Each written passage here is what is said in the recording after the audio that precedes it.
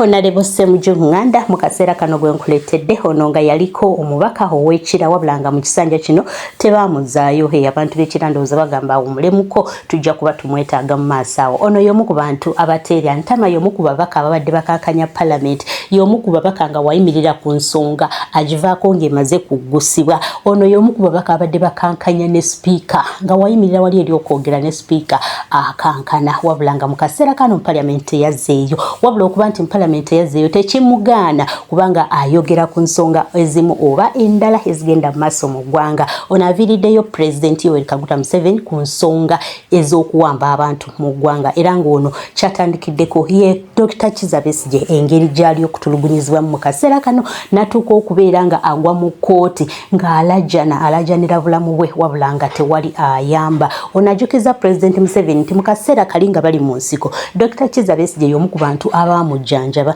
y'omu ku bantu abamuwakakisa okubeera nti mulamu paka mu kaseera kano, wabula ate ye amusasuddemu bukyayi. Wabula ye President Museveni akaseera Besigye kamwetaagiddemu ye tasobodde kubeerawo kubanga amuyamba ate nga luli Besigye yayamba Museveni. So azze okumulangira obunnanfuusi, azze okumulangira ettima ebbi, azze okumulangira ekko eryamujjula ku mutima n'ekyo ekyokuba nti atufuga nga ba slaves mu kaseera kano twafuuka baddu. Ono yavudde mu buntu bulungi n'alangira Museveni buli kimu kyaze alaba ekibi President Museveni najja okuba nga akimulangira. Teyakomye okwo n'amulangira n'okuba nti yakwata family ye yonna n'agiteeka mu cabinet. Kati atufugana nti mukazi we ye Minister of Education and Sports, ate muganda we Salim Sali yakulira ebyobugagga, ate mukoddomi we Lwabongo yakulira bannaye byonna yabimulangidde. Kansooke nkuwe Semujju Nganda n'oluvannyuma tubeere nga tugenda mu maaso.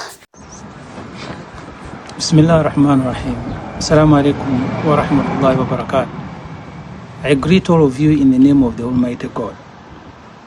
When a man appoints his son the head of the country's military, appoints his brother in charge of wealth distribution, appoints his son-in-law in charge of the country's export, and above all appoints his wife, his sick wife, Minister for Education, you do not need a PhD holder in history to tell you that you have been turned into slaves. That's what happens. You are no longer citizens. You no longer have a relationship with the citizens and their leaders. You are slaves. That's how his family looks at all of us. Slaves can be tortured for the pleasure of their masters. Their screams and agony and pain becomes music and entertainment to the masters. That's what videos and images of Dr. Kizza Besigye collapsing in the courts of law, fighting for his legal right constitution for representation means to me. This Besigye provided medical care to Mr. Museveni when he was executing a liberation war in the rural jungles 1981-1986, and he continued providing that care even when they took power. Besigye's immediate human need when he collapsed was medical response, and there were people in that court providing. My party, the People's Front for Freedom, is blessed to have two of its deputy presidents as medical doctors, Dr. Nicholas Kamara, Dr. Lume Baiga. But there was also a third doctor, Dr. Olive Kousinyi, Dr. Kizza Besigye's sister. All the three wanted to respond, but they were stopped. And Dr. Besigye was left in the hands of medical warders, left in the hands of prison warders, whose skills is in carrying and shooting guns. And I watched in disbelief as they ordered a ramshackled ambulance to come and take him initially to Luzira and finally to Murago. Judge Baguma, in whose hands Dr. Besigye was dying and continues to die, retweeted to his office and I think called his masters to break the good news. And what was that good news? Is that the man that you don't like has collapsed. They must have, the masters of Waguma must have promised him a fat reward for continuing to inflict judicial terror on Dr. Kizza Besigye. On the entertainment menu of our masters, there are images of Sam Mugumya, who at one time was an aide Dr. Kizza Besigye. have watched Sam Mugumya in pain. What remains in his body as he holds on to crutches, what remains in his emaciated body is just the soul, the energy long gone. And you can see the pain as he moves it around, the struggle. And for the last 1 year since he was abducted in Mbarara, I think Sam Mugumya's pain has been entertainment and music to Gino Mozka and Rugawa. My brother, the Honorable Elias Mukolo, has been literally crying to these individuals, please at least afford me the opportunity to go and seek medical care. And what Judge Matov did was to say, no, I need a certificate from Murago to show that Lukwago is very sick.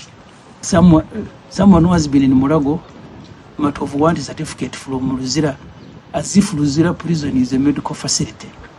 That's how far we have sunk as a country. That Lukwago, for the last 45 days, he cannot be afforded an opportunity. I think they want him also to slowly die, because that's what Moses Kainerugaba said, that he will execute Besigye and Lukwago. What about Mwanga Chivumbi? I met Mwanga Chivumbi 1995, both of us students in Micho Hall at Makerere, seeking knowledge to better our lives and the lives of people in our country. He has been messed up, abducted. For 19 days, nobody knows where he is. And they later abandoned him at a police facility. Those who had been claiming they don't know where he is. He has a sad story to tell. That's why people have started running away from Uganda. My brother, the Honorable Kyagulanyi Ssentamu, is in America. He left his house in Uganda. There are those who have been calling me that Semujju, with social media is saying you are selling your house. These houses are now meaningless to us. We are fighting for our lives and lives of our comrades who are in prison. Hundreds are in Luzira, in Chitalia. These souls have committed no crime, but the masters extract pain because that's what gives them entertainment. Collectively, I want to urge all of you Ugandans, we need to fight back and reclaim our country. And I want to promise you, I will use all the energy in my body to continue fighting in my smaller way. Thank you very much for listening to me. Mwami Museveni yalonda mutabani we okulira amagye ga Uganda.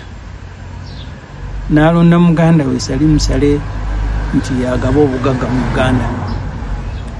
N'alonda mukoddomi waabwe Odrick Lwawogo nti yakulira okutunda ebintu eweeru mu Uganda. Teyakomaawo ne mukyala we mulwadde munago mumanyi nti mulwadde. N'amulonda n'amugaa nti darling kati gwokulira ebyenjigiriza mu Uganda. Ekyo teweetaagisa ng'ebyo bimaze okubeerawo mu Uganda. Teweetaagisa mukugu mu byafaayo okutegeeza nti kati twafuuka slaves mu nsi yaffe. Kyensonga lwaki batukolako ebintu ebyo bye batukolako. Natunuulidde ebifaananyi bya Dr. Kizza Besigye mu kooti nga agweri obulamu buggwawo. Ekyanzijjidde ku mutwe nti twafuuka dda basireevu. Kubanga Besigye kyeyabadde asinga okwetaaga saawa eyo be bakugu okumutaasa obulamu bwe, ate nga bakugu we bali. Ffe ekibiina kyaffe kya PFF tuli bamukisa nti abamyuka ba pulezidenti babiri bonna basawo batendeke, Dr. Mayikululume Bayiga, Dr. Nicholas Kamala. Naye mu kooti mwabaddemu ne mwannyina wa Besigye Dr. Olive Kobusinyi naye musawo. Bonna ne balaajana babakkirize basobole okutaasa Besigye naye baguma n'agaana. Ekyaddidde Besigye ne bamulekera abaprisoni abasirikale, ate nga ffena tumanyi obukugu bwabwe buli mu kukuba mundu na kuzeetika ku migongo. Era wabalabye nga bonna balwana batumya ambulance gye baleese enkadde Kamala neeteeka mu Besigye ne bamuddusa ne bamutwala e Luzira, olw'amaze ne bamutwala e Mulago. Besigye kyeyadde yeetaaga saawa eyo okutaasa bulamu bwe. Oyo Besigye oyo ye yajjanjaba Museveni nga Museveni yeetaaga obujjanjabi nga bali mu luweero balwana. Naye ye bwe yabwetaaze Museveni yamuwadde bakuuma mundu ne bamuwalabula omubiri gwe nga balinganga abawalabula kape y'okusuula ku nsiko. Kati ali bwenjogera naawe essaawa zino Besigye ali mu ICU e Mulago alwanira bulamu bwe. Kakati obulamu bw'abantu okukaaba kwabwe n'okulaajana kwabwe fuuse nga kweyagala kwa Mwami Museveni ne famire ye.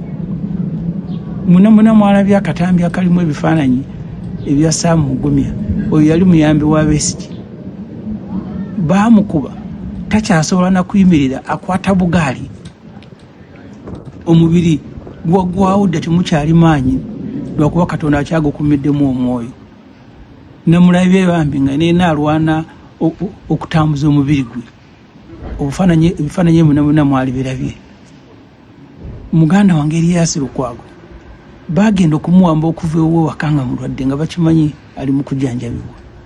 Kati awezeze ennaku 45 nga ali mu kkomera alaajana nti banaye munzikirize bagende banzijanjabe obulamu buggwawo. Omulamuzi Matuuvu yamugambye nti eruzira tebannaba kutuwa bbaluwa eraga nti oli mulwadde nga gy'oli nti eruzira lyafuuka ddwaliro lulimu amanyi nti eryo kkomera. Lukwago abadde Mulago nga gavumenti yemututteyo abaamusiba. Naye ate omulamuzi yagambye Matovu nti njagala abeeruzira abakuuma mundu bwe baba bandeetera ebbaluwa eraga nti oli mulwadde ddayo mu ddwaliro, oba ofiireyo kasita Muhoozi Kainerugaba yagamba nti ayagala kutta Besigye ne Lukwago. Muwanga Kivumbi oyo muganda wange twasinkana Makerere nga ffenna tuli baana bato tusoma mu 1995 tusoma tufuna obukugu tusobole okweyimirizaawo n'okuyimirizaawo eggwanga lyaffe. Ennaku 19 ali eyo bamukubye emiggo, yabadde alaga omutwe ogujjudde ebiwundu n'agamba nti abasajja bankuba omusaayi ne guyiika ate ne batandika okunzijanjaba. Kakati awo Uganda weetuuse. Kakati oba oli awo ng'okyalina obulumi obwo oli naakukubira essimu n'agamba nti owaayi Semujju eno abantu bali mu kugamba nti otunda amaka ago wadduse. Ne kibeera ng'amaka nti kyekikulu mu bulamu bw'okusinga obulamu bw'abanno bonna abali mu makomera. Ne Lukwago amaka galina gali waka. Okiwe kiba kirina omuntu gwekisanyusa amaka sigatunda weegali naye si kyekikulu kuba era sigasula mu ssaawa zino. Ate okudduka tekugenda kubeera kwaffe ffekka. Muganda wange Kyagulanyi amaka ge yagalekawo naye yagazimba akaagala okugasulamu kati ali mu Amerika. Ate naabo abalina obuyinza n'amaanyi nabo kinoomu bagenda banoonya amaka ewalala.